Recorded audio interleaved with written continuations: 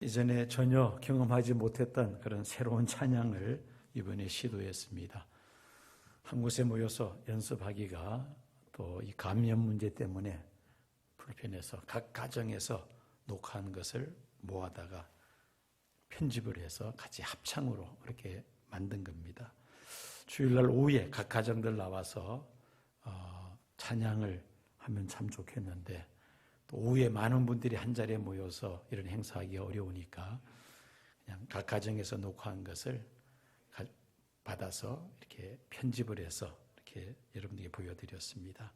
수고하신 우리 찬양대와 또 우리 여러 가정들 대단히 감사를 드립니다. 오늘은 부활절을 맞이하여 생사를 초월하는 부활신앙이라는 제목으로 말씀을 전하면서 함께 은혜를 나누고자 합니다. 여러분들이 잘 아시는 수학자 파스칼, 그는 12살 어린 나이에 유클리드 기하학을 혼자서 깨우칩니다. 그리고 16살 때에 원추 곡선론을 발표해서 세상을 깜짝 놀라게 합니다. 그야말로 천재적인 수학자였습니다. 또한 그의 파스칼 원리라고도 부르는 유체역학 원리는 세계적인 물리학의 토대가 되었고, 또 확률 이론은 세계 수학사의 새로운 장을 여는 그런 위대한 수학자로서의 모습을 나타내기도 했습니다. 이 천재를 많은 사람들이 동경하고 선망의 대상으로 그렇게 우러러보았습니다. 프랑스의 사교계의 여인들은 이 파스칼과 한 끼 식사를 하고 악수를 나누는 것만 하더라도 또 함께 춤을 추는 것을 가장 큰 영광으로 생각할 정도였습니다. 세상에 부러울 것이 없는 귀족들까지도 이 파스칼과 함께 식사를 한번 하는 것을 큰 영광으로 생각할 정도였습니다. 그야말로 당대 최고로 인기 있는 사람이었다는 말입니다. 그는 저녁마다 이어지는 이 파티를 참석하면서 많은 사람들과 교제하고 술을 마시며 인생을 마음껏 즐기면서 살았습니다. 그러던 어느 날 저녁 파티를 마치고 술에 만취가 되어서 마차에 올라탔는데 그 파스칼이 탄 마차가 다리를 지나가다가 다리 난간을 받고 전복돼 버리고 맙니다. 그 마차에 파스칼이 깔립니다. 이제 죽음을 눈앞에 두고 있는 상황이었습니다. 많은 사람들이 몰려들어서 그 마차를 일으켜 세움으로 이 파스칼은 생명을 구할 수가 있었습니다. 그가 마차에 눌린 채 죽음을 눈앞에 두면서 잔잔히 흐르는 그 세느강을 바라보면서 순간적으로 많은 생각들이 머릿속에 스쳐 지나갑니다. 그는 자신에게 이런 질문을 던집니다. 파스칼아, 도대체 죽음 앞에서 너는 누구냐? 내게 천재라는 것이 죽음 앞에서는 무슨 의미가 있느냐? 죽음 앞에서 너의 명성과 너의 젊음과 이 많은 기대감이 과연 무슨 의미가 있다는 말인가? 그는 계속해서 자기 자신에게 그 질문을 던집니다마는 그 질문에 대한 답을 할 수가 없었습니다. 영혼 앞에서 너무나도 초라한 자신의 모습을 발견하며 그날 밤새 고민을 합니다. 그는 앞으로 무엇을 하며 어떻게 살아야 할지 길이 보이지를 않았습니다. 깊은 번뇌에 빠져 있을 때 당시 수도원에서 수도사로 있던 그 누나가 그 소식을 듣고는 파스칼에게 달려옵니다. 예수 그리스도의 복음을 동생 파스칼에게 전합니다. 이때 파스칼은 그 누나를 통해서 예수 그리스도를 구주로 영접하고 그는 새로운 삶을 시작합니다. 세계적인 수학자 파스칼이 철학자로 변신합니다. 그가 쓴 유명한 책이 팡세라는 책입니다. 어떤 분은 파스칼을 신학자라고까지 부르기도 합니다. 그만큼 그의 철학은 신학과 맥을 같이 할 정도로 깊이 있는 그러한 글이었다는 것입니다. 파스칼은 죽음 앞에서 놀라운 경험을 했으며 이 사건을 계기로 그는 새로운 삶을 시작하게 되었습니다. 젊고 건강하고 모든 것이 순탄하게 잘 이루어질 때는 인생의 참모습이 어떤 것인지를 알지 못한 채 살아갑니다. 그러나 죽음 앞에서 비로소 자신의 실존을 깨닫게 되며 변화하게 됩니다. 세상에서 사람들이 가장 무기력하게 느끼는 때는 언제냐면 죽음 앞에 섰을 때입니다. 죽음 앞에서는 아무것도 할 수가 없으며 곁에서 누가 도와주려고 해도 그것이 아무런 도움이 되지를 못합니다. 아무리 바쁘고 중요한 일이 기다리겠다 할지라도 죽음 앞에서는 다 내려놓아야만 합니다. 권력과 명성과 돈과 지식과 지혜가 아무런 도움이 되지를 못합니다. 천하를 호령하는 영웅 호걸도 죽음 앞에서는 아무런 행위를 할 수 없습니다. 무기력해질 수밖에 없고 절망할 수밖에 없습니다. 사랑하는 가족과 지인들을 다 내려놓고 떠나야만 합니다. 이것이 바로 죽음 앞에서 선 인간의 실존이요, 인간의 한계입니다. 물론 의학의 발달로 인간의 수명을 많이 연장하기는 했습니다마는, 그러나 이 의학의 발달이 인간의 사망률을 조금이라도 낮추지는 못합니다. 무슨 말이냐면은 사람은 100% 완전히 죽을 수밖에 없는 존재라는 것이죠. 그런데 원래 사람이 죽을 수밖에 없는 존재로 지음받은 것은 아닙니다. 하나님과 함께 영생복락을 누리며 살도록 그렇게 지음받았죠.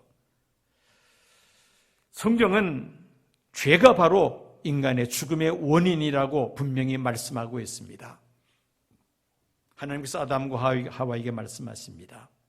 선악과를 먹으면 정령 죽으리라. 그들은 하나님의 말씀에 불순종하고 금단의 열매를 먹음으로 인하여 흙으로 빚어진 인간은 한번 흙으로 돌아가야 하는 유한한 인생이 되고 말았습니다.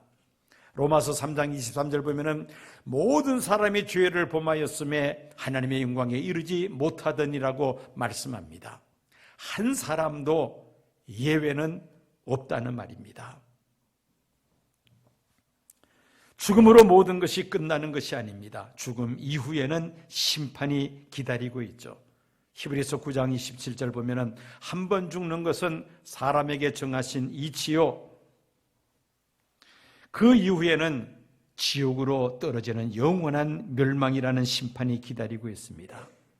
죽음과 영원한 멸망이 죄값으로 인한 하나님의 심판입니다.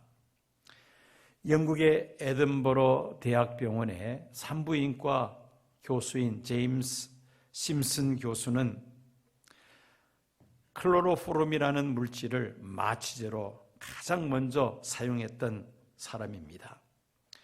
여러분, 생사를 칼로 베는 그 고통을 환자들이 과연 참을 수가 있을까? 차라리 죽는 게 낫다라고 말을 할 것입니다. 그런데 이 제임스 심슨 교수가 획기적으로 이 클로로포름을 마취제로 사용하면서 통증이 없는 수술을 처음으로 시도했던 사람이죠. 어느 날 그의 강의 시간에 한 학생이 질문을 던집니다.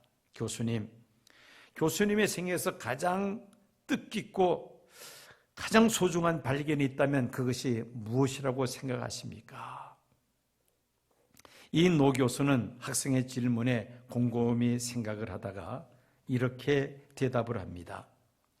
나의 생애에 있어서 가장 소중한 발견은 내가 하나님 앞에서 죄인이라는 사실과 그리고 예수님이 나의 구세주임을 발견한 것이라고 대답을 합니다. 아마 이 학생은 질문을 던질 때에 클로로포름을 마취제로 사용한 것이 가장 위대한 발견이라고 대답할 줄 알았는데 전혀 의외의 대답을 들었던 것입니다. 인생에 있어서 가장 중요한 것이 무엇인지를 새삼 깨닫게 하는 일화입니다. 하나님의 형상을 따라 사람을 지으신 하나님은 비록 사람이 하나님의 말씀을 불순종하여 심판을 받을 수밖에 없는 존재였지만은 사람을 사랑하시는 하나님께서 우리 인생을 구원하시기 위하여 독생자 예수님을 이 세상에 보내주셨습니다. 하나님의 아들 예수님께서 인간의 몸을 입으시고 이 세상에 오신 목적은 인간의 죄의 문제를 해결하시기 위함이었던 것입니다. 예수님은 우리의 죄를 대신하여 온갖 모욕과 수치와 고통을 받으시면서 십자가에 달려 돌아가심으로 우리의 모든 죄값을 대신 치러주셨습니다. 누구든지 자신의 죄를 회개하고 예수님을 구주로 영접하면 우리의 죄의 문제를 깨끗하게 해결해 주시며 죄의 종에서 하나님의 자녀로 우리의 신분을 변화시키시며 하나님 나라에 들어가 영원한 복을 누리게 하실 줄로 믿습니다. 유명한 부흥사이시면서도 많은 병자들을 치유한 김익두 목사님, 우리 한국교회 교회 역사에 참 전설과 같은 그런 목사님이시죠. 그 목사님은 살아계실 때 150개 교회를 개척하십니다. 이분이 기도하여 고친 환자들의 숫자가 1만 명이 넘는다고 말을 합니다.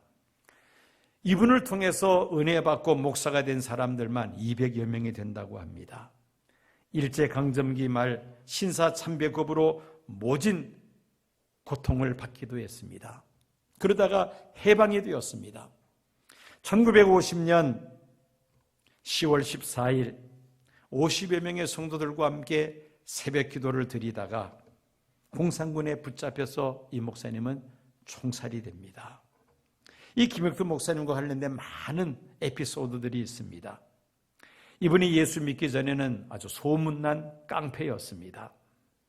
그런데 예수 믿고 이제 목사가 되기 전 전도에 불이 붙어서 밤낮으로 마을을 다니면서 복음을 전하고 있었습니다.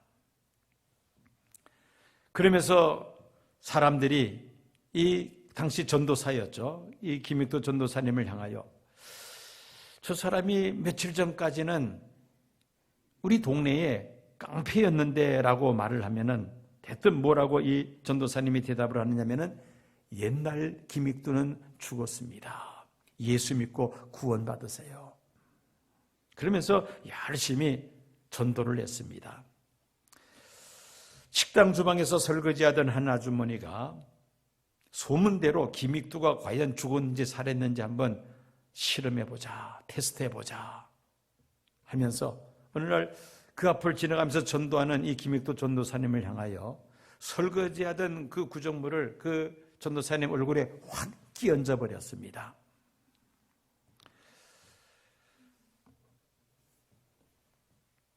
이 전도사님이 빙그레 웃으면서 이 아주머니에게 말을 건넵니다.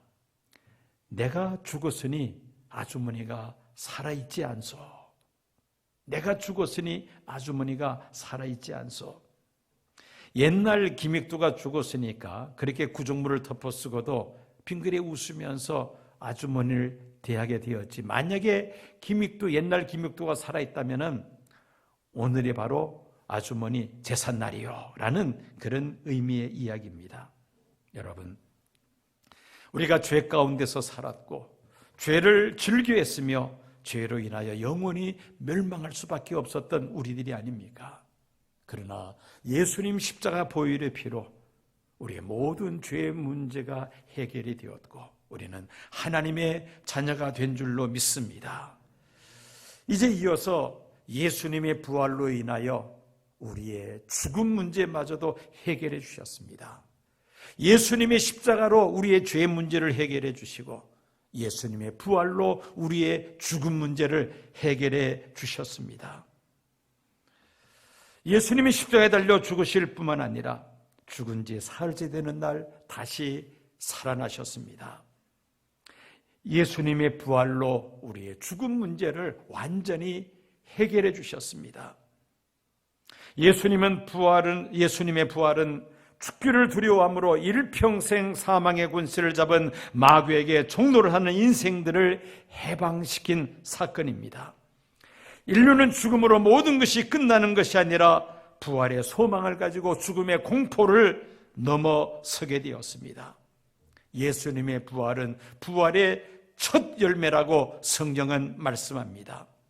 장차 예수님께서 다시 오실 때에 죽었던 자들이 살아나며 살아있던 자들은 변화하여, 즉 부활하여 주님과 함께 영원토록 하나님 나라에 거하게 될 것을 약속하셨습니다. 이것이 바로 부활의 소망인 것입니다. 1945년 4월 8일 주일 아침이었습니다. 당시 39살의 본회포 목사에게 험상궂게 생긴 두 사나이가 그 감옥에 찾아옵니다. 본회포를 사형장으로 끌고 가기 위함이었던 것입니다. 본회포 나오시오, 우리와 함께 갑시다. 당시 본회포는 영국 군인과 함께 수감되어 있었습니다. 영국 군인은 직감적으로 오늘이 바로 목사님이 사형당하는 날이구나라는 것을 느낍니다. 그리고 본회포 목사님에게 마지막 인사를 비통한 목소리로 합니다. 목사님, 이제 마지막이군요. 안녕히 가십시오. 그러자 이 본회포 목사님은 오히려 얼굴을 미소를 지으면서 그 영국 군인에게 말을 건넵니다. 아닙니다. 마지막이 아니라 이제 시작입니다. 성도의 임종 순간은 영화롭고도 영원한 생명이 시작되는 영광의 순간이라는 것입니다. 그러므로 임종은 천국에 대한 기쁨과 설렘의 시간이 되어야 한다는 본회포의 고백입니다. 여러분, 예수님의 부활을 믿고 예수님의 재림으로 우리도 부활하게 될 것이라는 부활의 소망을 가지고 있는 성도들은 죽음에 대한 공포와 두려움에서 완전히 해방될 줄로 믿습니다. 이렇게 부활의 소망을 가지고 사는 성도들은 오늘 본문의 말씀처럼 사나 죽으나 우리가 주의 것이로다. 우리가 살아도 주를 위하여 살고 죽어도 주를 위하여 죽나니 그러므로 사나 죽으나 우리가 주의 것이로다. 이 고백을 하면서 우리가 세상을 살아가게 됩니다. 예수님 십자가의 피 흘려 돌아가심으로 나의 죄 문제를 완전히 해결해 주셨습니다. 사흘째 되는 날 예수님이 다시 살아나심으로 우리의 죽음 문제를 완전히 해결해 주셨습니다. 우리는 부활절을 맞이하여 이 부활의 산 소망을 가지고 우리 앞에 부딪히는 어떤 시련과 역경도 사나 죽으나 주의 것이로다. 이 부활신앙을 가지고 넉넉히 헤쳐나가게 될 줄로 믿습니다. 코로나19 사태로 전 세계가 두려움과 공포에 휩싸여져 있습니다. 이런 어려운 상황 속에서도 부활신앙을 가지고 있는 저와 여러분들은 생사를 초월한 이 신앙을 가지고 넉넉히 승리하시는 저와 여러 성도님들이 될 줄로 믿습니다.